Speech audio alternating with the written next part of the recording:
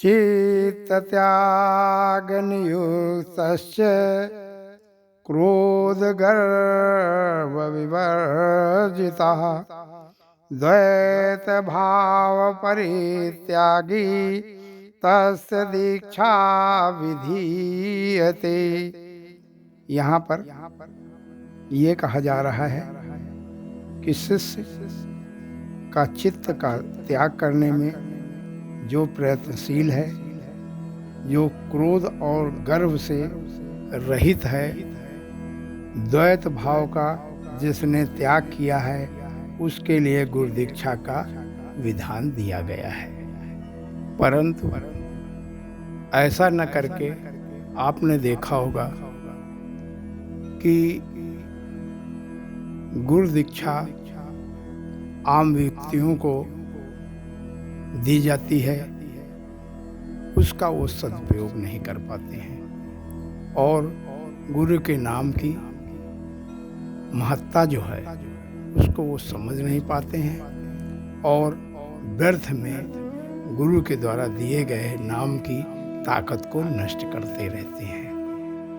आगे कहा गया है कि विद्धते हृदय ग्रंथिश्च छिन्दते सर्वसंशया क्षीयन्ते सर्वकर्माणि गुरो करुणाया शिवे।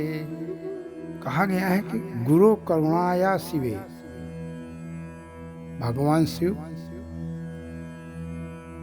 पार्वती जी को समझाते हैं। शिवे अर्थात पार्वती जी, पार्वती जी को इस रहस्य के बारे में जब समझाते हैं तो कहते हैं कि हे शिवे, गुरुदेव की कृपा से हृदय की ग्रंथि छिन्न हो जाती है, छिन्न हो जाती है अर्थात गुरु जो ईश्वर द्वारा ग्रंथ बांध करके पृथ्वी पे भेजता है उसको वो खोल देता है।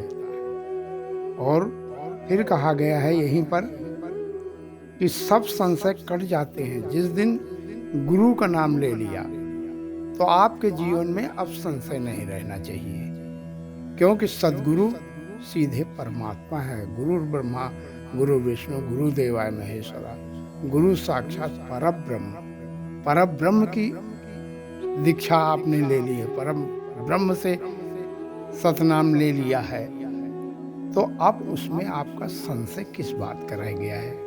केवल ये है कि आप सुमिरन भजन तो करके देखें और फिर गुरु आपके साथ खड़ा हुआ है, हर समय मौजूद है आपके पास। आप केवल समझने का फेर है, आप समझ नहीं पा रहे हैं।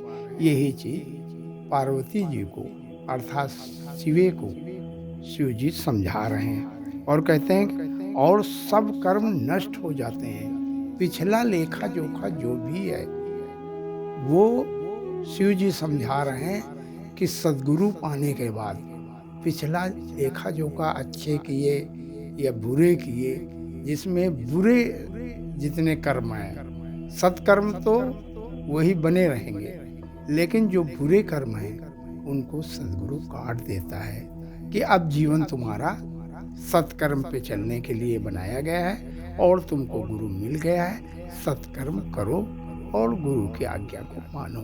यही बात शिव जी समझा रहे हैं।